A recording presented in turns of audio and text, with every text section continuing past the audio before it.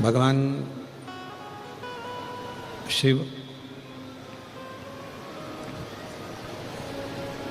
जो प्रत्येक मानव के शरीर में श्वास के रूप में प्रत्येक जीव का कल्याण करने वाले हैं और संसार में जन्म लेने वाला कोई भी मानव और केवल एक मनुष्य ही नहीं, चाहे वो जलचर हो, थलचर हो, वायुचर हो, कोई भी जीव,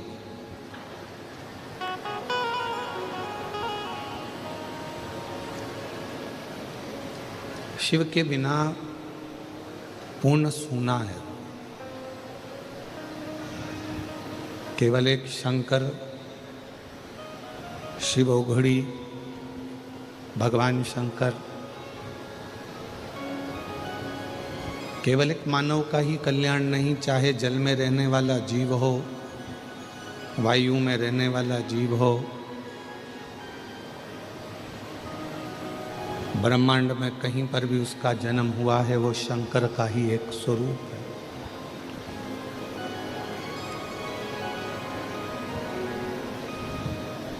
आज स्वतंत्रता दिवस है, 15 अगस्त की इस अविरल बेला में ना जाने कितने राष्ट्र के वीरों ने अपनी आहुतियाँ देकर आपको और हमको स्वतंत्रता प्रदान करी है। इसे 15 अगस्त की सभी भारतीयों को बहुत बहुत साधुवाद।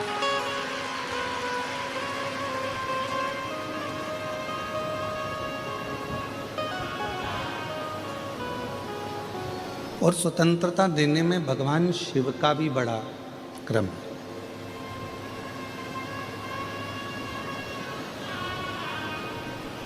जगत गुरु शंकराचार्य जी ने अपनी वाणी में संपूर्ण जगत के लोगों को स्वतंत्रता का भाव व्यक्त किया।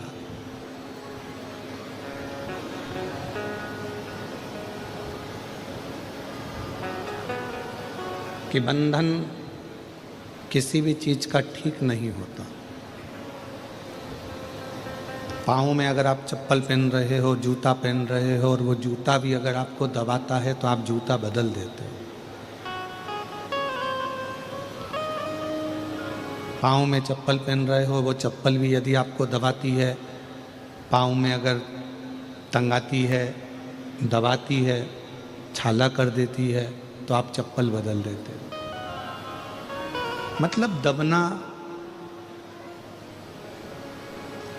और यही शिव तत्व कह रहा है कि हम जब जूते से नहीं दबते, चप्पल से नहीं दबते, कपड़ा यदि तंगाए तो हम कपड़ा छोड़कर दूसरा कपड़ा पहन लेते हैं, कपड़े से नहीं दबते,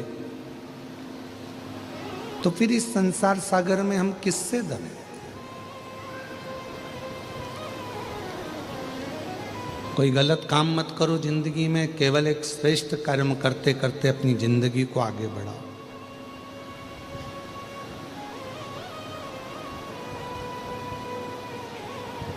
देश की एक सीमा होती है कि भारत देश इतना इतना फैला हुआ है, हमारे भारत देश। प्रदेश की एक सीमा होती है कि तेलंगाना यहाँ से लेकर वहाँ तक फैला हुआ है, इसके बाद में कर्नाटक लग जाएगा, उसके बाद में मध्य प्रदेश लग जाएगा, उसके बाद में उत्तर प्रदेश लग जाएगा, महाराष्ट्र लग जाएगा, राजस्थान लग जाएगा। एक जिले की भी सीमा होती है कि ये जिला यहाँ है। एक तहसील की भी सीमा होती है कि ये तहसील यहाँ से यहाँ तक है। एक पुलिस की भी सीमा होती है कि पुलिस अपने एरिया में दूसरे का एरिया लग गया, बॉर्डर पर कोई है तो वो कहता है कि इधर का है, वो कहता है केस उधर का है, वो कहता है इधर का है।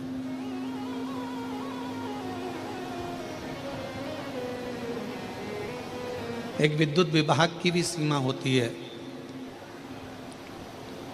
विधायक की भी सीमा होती है, तहसीलदार कलेक्टर की भी सीमा होती है, एसपी टीआई की भी सीमा होती है। सब पूरा देश सीमाओं में बंधा हुआ, सबकी सीमा होती है, पर मेरे शंकर भगवान की कोई सीमा नहीं है। जो जहां बैठकर पुकारता है मेरा शंकर वहां करुणा करने पहुंच। मेरे शंकर भगवान, मेरे शिव, मेरे ओघड़दानी, मेरे शंभु, मेरे त्रिकालदर्शी, कैलाशी, अविनाशी शिव सीमाओं में नहीं बंधे हैं। संसार सीमाओं में बन सकता है, परिवार सीमाओं में बन सकता है, कुटुंब सीमाओं में बन सकता है, देश सीमा के अंदर बन सकता है, प्रदेश सीमाओं में रह सकता है, पर शिव सीमा में नहीं है।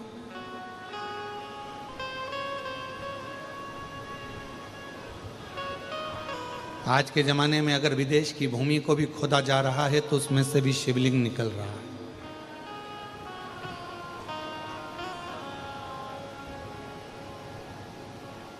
क्योंकि शंकर भगवान की कोई सीमा नहीं। कोई पशु भी उसको पुकारता है तो वो आ जाता है, कोई पक्षी भी उसको पुकारता है तो वो आ जाता है, कोई मनुष्य भी पुकारता है तो वो आ जाता है।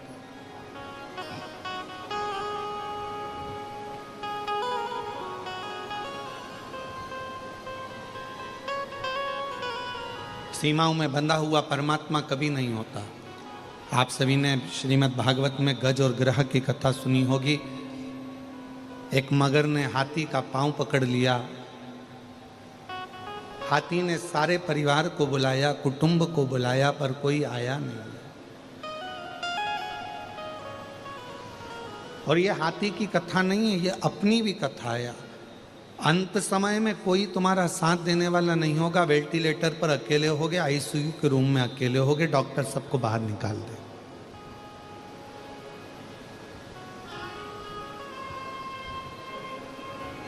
विपदा की घड़ी में कोई साथ देने वाला नहीं होता। विपदा की घड़ी में आपका विश्वास, आपकी मन की दृढ़ता, भरोसा ही आपका साथ देता है।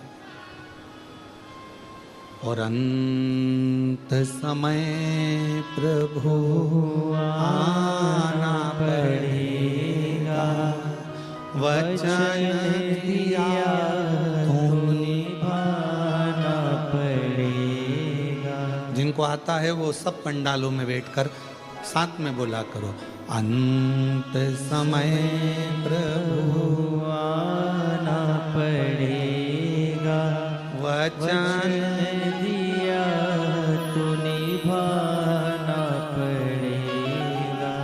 आए ना आए प्रभु कुटुंब कबीरा, अंत समय शिव आना पड़ेगा, अंत समय प्रभु आना पड़ेगा। कोई आएगा ना आएगा। गज और ग्रह की कथा कहती है, हाथी के पांव को मगर ने पकड़ लिया। हाथी के रिश्तेदार बहुत थे, कुटुंबी बहुत थे, सबने आवाज लगाया, हाथी ने पुकारा, सब आए। पानी के पास में आकर सब खड़े हो गए, पर हाथी का पांव छुड़ाने वाला कोई भी नहीं। अब कौन पुकारे, किसको पुकारे? वो हाथी। तब हाथी की बुद्धि, भगवान शिव की कृपा से कहीं हाथी की बुद्धि श्रेष्ठ हुई और उसने, हाथी ने भगवान नारायण को पुकारा। और भगवान नारायण को पुकारा तो भगवान ने गरुण को बुलाया, चल गरुण जल्दी चल। और हाथी भगवान को पुकार रहा था, गरुण पर भगवान जा रहे थे। गरुण बहुत धीमा चल रहा था, फिर कहा थोड़ा तेज चल, और तेज चल। गरुण और तेज चल। गरुण की स्पीड नहीं बन पाई तो भगवान ने गरुण को भी त्याग दिया और दौड़ते हुए भगवान उस हाथी के पास पहुंच गए। और आए ना आए प्रभु कुटुंब कबीरा, अंत समय प्रभु आना पड़ेगा, वचन दिया तो निभा कोई आएगा ना आएगा, पर अंत समय में आपको आना पड़ेगा। अंत समय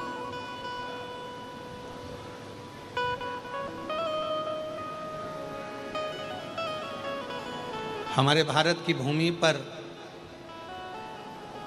बिहार के मधुबनी में एक महादेव का मंदिर है। स्वयंभू प्रगट मेरे शंकर भगवान का एक शिवलिंग है जिसको उगना महादेव कहते हैं। कौन सा महादेव है? उगना महादेव। आप लोग बोलो एक बार जम के, उगना महादेव। उगना, उगना महादेव। फिर से बोलो, उगना महादेव। ये भारत की भूमि पर वो शिवलिंग है जो स्वयंभू प्रकट है। मधुबनी जिला बिहार के अंतर्गत ये उगना महादेव आते हैं।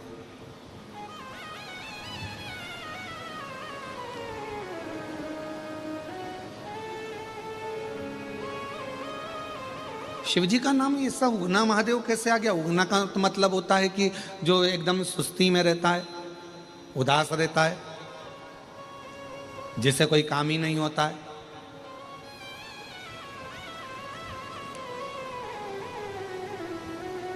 और भगवान शंकर का नाम उगना महादेव हो गया।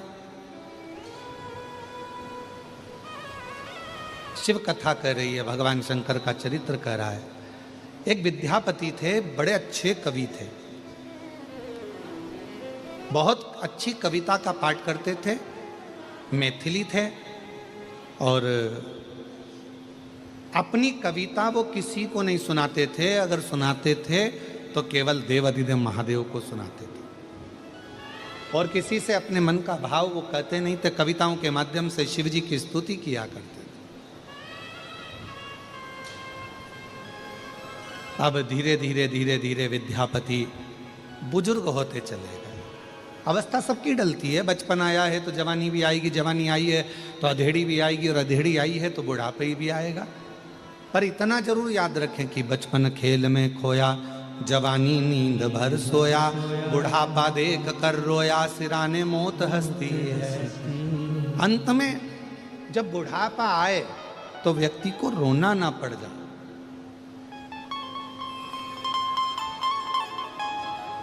बचपन गया जाने दो, जवानी गई जाने दो, अधेड़ी गई जाने दो, पर बुढ़ापा मत बिगड़ने दो। ये शिव महापुराण की कथा कहती है।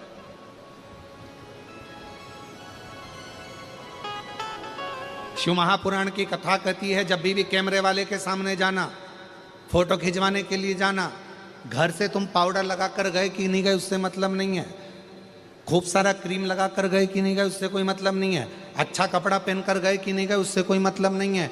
फोटो वाले के सामने आप कितना भी अच्छा कपड़ा पहन कर चले जाओ, फोटो वाले के सामने आप कितनी भी अच्छी क्रीम पाउडर लगा कर चले जाओ, फोटो वाले के सामने आप हेयर स्टाइल चेंज कर कर चले जाओ, फोटो वाले के सामने आप डेंटिंग पेंटिंग कितना भी कर कर चले जाओ, और फोटो वाले के सामने जाकर एकदम जम के जाकर सिर पे पल्लू लेकर और बैठ गए, बैठे।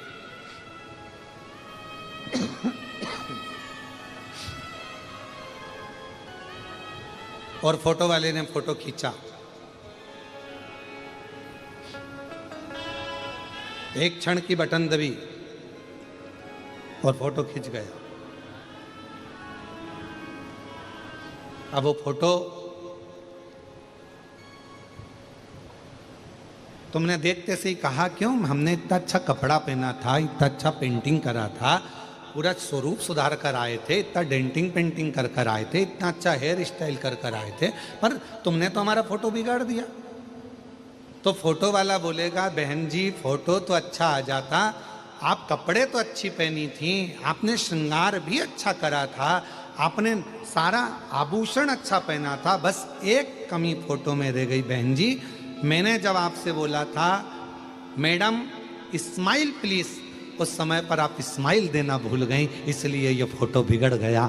कपड़े से फोटो अच्छा नहीं आता, सुंदर स्वरूप से फोटो अच्छा नहीं आता, आप कैसी भी हेयर स्टाइल कर लो उससे फोटो अच्छा नहीं आता, आप कैसे कपड़े आभूषण धारण करे हो उससे फोटो अच्छा नहीं आता। शिव महापुराण की कथा कहती है फोटो को अच्छा लाने के लिए आपके चेहरे पर आप कैसे भी कपड़े पहने हो, कैसी भी हेयर स्टाइल है, कैसा भी चेहरा है, कैसा भी कुछ भी है, पर आपके चेहरे पर अगर स्माइल है तो फोटो अच्छा आकर ही रहता है। उसी तरह अंत समय में तुम्हारा बचपन कैसे भी गया, जवानी कैसी भी गई हो, अधेड़ी कैसी भी गई हो, पर बुढ़ापा जैसे आए और बुढ़ापे में जब मरने का समय आए, अंतिम श्वास चल रही हो, उस समय पर बैकुंठ अधिपति मेरे नारायण कैमरा लेकर खड़े होंगे, तुम्हारे प्राण छूट रहे होंगे, अंतिम श्वास चल रही होगी और वो परमात्मा भी कहेगा अब बुढ़ापा है, मरने का समय है, थोड़ा सा स्माइल दे ले। स्माइल का मतलब है थोड़ा सा राम कह ले, कृष्ण कह ले, शिव कह ले। अंतिम समय में अगर थोड़ा सा भी भगवान का नाम ले लिया, फोटो सुधर गया। और अंत समय सब बोलो सब, प्रभु आना पड़ेगा, वचन दिया तो निभाना पड़ेगा। और आए ना आए प्रभु कुटुंब कबीला, अंत समय प्रभु आना कोई साथ देगा नहीं। बचपन गया जाने दो, तुमने कपड़ा कैसा भी पहना जाने दो, तुमने श्रृंगार, जवानी आई तुमने श्रृंगार कैसा भी करा जाने दो, अधेड़ी आई तुम कैसे भी जिंदगी जिए चलेगा, पर बुढ़ापा तुम्हारा बिगड़ना नहीं चाहिए। सबसे कठिन है बुढ़ापा, पर बुढ़ापे को संवारने का सबसे सुंदर तरीका है तुम्हारा मौन रहकर भगवान की भक्ति को धारण करना।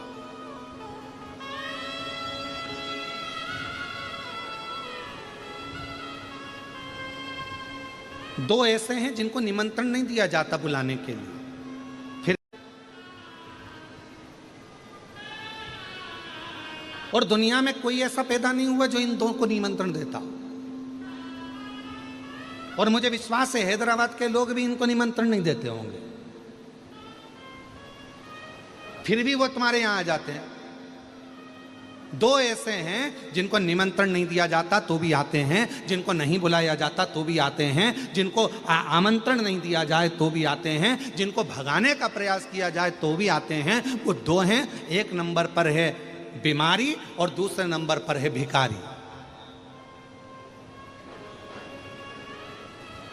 ये दो ऐसे हैं जिनको निमंत्रण नहीं दिया जाता, ये दो ऐसे हैं जिनको कोई आमंत्रण नहीं दिया जाता, ये दो ऐसे हैं जिनको कोई पत्र नहीं भेजा जाता। किन किन को? जम के बोलो। पहले नंबर पर बीमारी और दूसरे नंबर पर भिखारी। इन दोनों को कोई पत्र नहीं भेजता, इन दोनों को कोई निमंत्रण नहीं भेजता, इन दोनों को कोई बुलाने का आदेश नहीं आता, फिर भी ये दो अपने घर में जरूर आते हैं, अपने द्वार पर जरूर आते हैं। पहले नंबर पर होती है बीमारी। बीमारी को कोई नहीं बुलाता, फिर भी बीमारी अच्छे अच्छे घर में, अच्छे अच्छे परिवार में, जिनके यहाँ डल्लफ के गद्दे हैं, एसी का रूम है, कालीन बिछे हुए हैं, जिनके यहाँ पानी भी आरओ का चलता है, बिस्लरी की बोतल पीते हैं, खूब अच्छे अच्छे क्रीम और पाउडर में रहते हैं, और खूब योगा भी करते हैं, एंजॉय भी करते हैं, साथ में बड़े सोच समझ कर खाते हैं। मैं बाजार की चटनी नहीं खाऊंगी, मैं बाजार का ये नहीं खाऊंगा, मैं वो नहीं खाऊंगा। उसके बाद भी बीमारी को निमंत्रण नहीं दिया जाता और बीमारी घर के अंदर प्रवेश कर जाती है। उसी तरह भिखारी, भिखारी को कोई नहीं बुलाता तो भी वो दरवाजे पर आ ही जाता है। कैसे बचोगे?